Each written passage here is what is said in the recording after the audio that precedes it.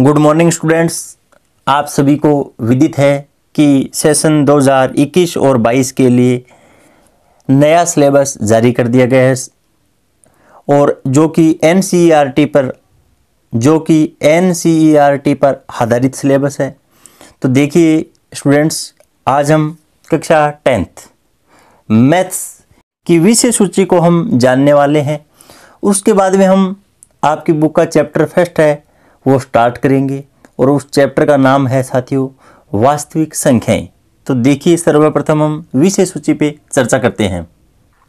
आप यहाँ पर देख सकते हो साथियों 2021-22 के लिए एनसीईआरटी पर आधारित ये बुक है और इसका जो पहला चैप्टर है वो क्या है, देखिए वास्तविक संख्याएं। और वास्तविक संख्याओं के अंदर सर्वप्रथम हमें इसकी भूमिका क्या है इसका अध्ययन करना होगा। उसके बाद में यूक्लिड विभाजन प्रमेय का क्या चीज़ है और फिर उसके बाद में अंकगणित की आधारभूत प्रमेय, इस पे चर्चा करेंगे। उसके बाद में अप्रमेय संख्याओं का पुनर्भ्रमण, प्रमेय संख्याओं और उसके दशमलव प्रसारों का पुनर्भ्रमण और उसके बाद में सारांश दिया गया है। इस प्रकार प्रथम चैप्टर के अंदर इतनी बातों का हमें अध्ययन करना होगा। उसके बाद में यहाँ पर सेकंड चैप्टर है वो बहुपद से संबंधित है साथियों, और इसी के अंदर सर्वप्रथम तो भूमिका दी गई है बहुपद की। उसके बाद में बहुपद के शून्यकों का ज्यामितीय अर्थ, फिर किसी बहुपद के शून्यांकों और गुणांकों में संबंध पूछा गया है। उसके बाद में बहुपदों के लिए धनात्मक, उसके बाद में बहुपदों के लिए विभाजन एल्गोरिथम और उसके बाद में सारांश दिया गया है। तीसरा चैप्टर देखिए साथियों दो चर वाले रैखिक समीकरण युग्म, और इसके अंदर सर्वप्रथम भूमिका, उसके बाद में दो चरों में रैखिक समीकरण युग्म, उसके बाद में रैखिक समीकरण युग्म का ग्राफीय विधि से हल, उसके बाद में एक रैखिक समीकरण युग्म को हल करने की बीजगणितीय विधि, और उसके अंदर विधियों के अंदर भी हमारे पास 3 विधियां हैं। पहली विधि का नाम है प्रतिस्थापन विधि। हम बारी बारी से प्रत्येक का अध्ययन करेंगे साथियों। विलोपन विधि, वज्र गुणन विधि, और उसके बाद में दो चरों के रैखिक समीकरण युग्म में बदले जा सकने वाले समीकरण, और उसके बाद में सारांश। तो इस प्रकार हमने 3 चैप्टरों की जो समरी है उसका अध्ययन कर लिया है। आगे आप देख सकते हो चैप्टर नंबर 4 द्विघात समीकरण। समीकरण के अंदर सर्वप्रथम हम इसकी भूमिका पे चर्चा करेंगे।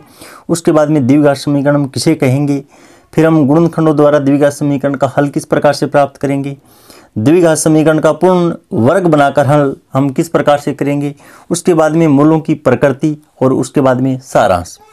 और चैप्टर नंबर 5 जो कि समांतर श्रेणियाँ, और समांतर श्रेणियों के अंदर सर्वप्रथम भूमिका, फिर उसके बाद में समांतर श्रेणियाँ, एपी का nवां पद हम किस प्रकार से ज्ञात करते हैं, और एपी के प्रथम n पदों का योग हम किस प्रकार से करते हैं, और उसके बाद में सारांश दिया गया है साथियों।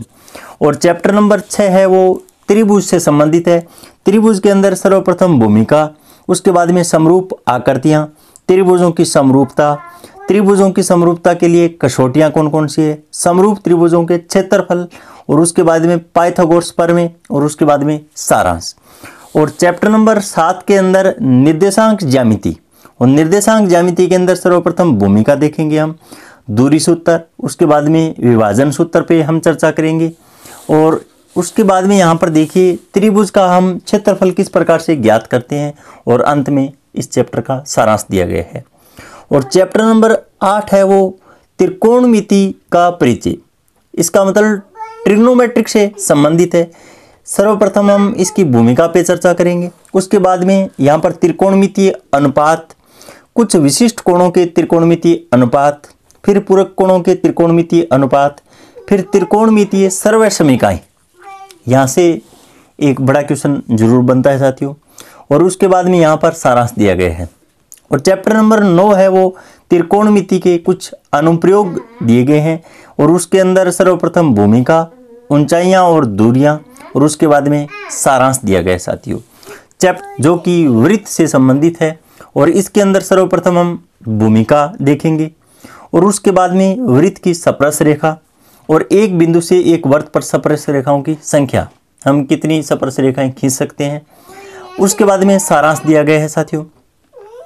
चैप्टर नंबर 11 है वो आपका रचनाएं से संबंधित चैप्टर है। इसके अंदर सर्वप्रथम भूमिका दी गई है। उसके बाद में रेखाखंड का विभाजन हम किस प्रकार से करेंगे। उसके बाद में किसी वृत्त पर स्पर्श रेखाओं की रचना, फिर सारांश दिया गया है साथियों। चैप्टर नंबर फिर 12 के अंदर वृत्तों से संबंधित क्षेत्रफल, और इसके अंदर सर्वप्रथम तो भूमिका ही मिलेगी सभी के अंदर। उसके बाद में वृत्त का परिमाप और क्षेत्रफल एक समीक्षा के रूप में, त्रिज्य खंड और वृत्त खंड के क्षेत्रफल, समतल आकृतियों के संयोजनों के क्षेत्रफल, और उसके बाद में सारांश दिया गया है। और चैप्टर नंबर 13 है जो कि पृष्ठीय क्षेत्रफल और आयतन से संबंधित है। इसके अंदर सर्वप्रथम भूमिका, फिर ठोसों के एक संयोजन का पृष्ठीय क्षेत्रफल, ठोसों के एक संयोजन का आयतन, एक ठोस का एक आकार से दूसरे आकार में रूपांतरण या हम किस प्रकार से परिवर्तन कर सकते हैं एक ठोस आकृति को दूसरी ठोस आकृति में बदलने के लिए, शंकु का छिनक या फ्रस्टम बोल सकते हैं, और उसके बाद में सारांश दिया गया है। चैप्टर नंबर 14 है जो कि सांख्यिकी से संबंधित है साथियों। इसके अंदर सर्वप्रथम भूमिका दी गई है। इसके बाद में वर्गीकृत आंकड़ों का माध्य हम किस प्रकार से निकालते हैं, बहुलक किस प्रकार से निकालते हैं, और माध्य किस प्रकार से निकालते हैं।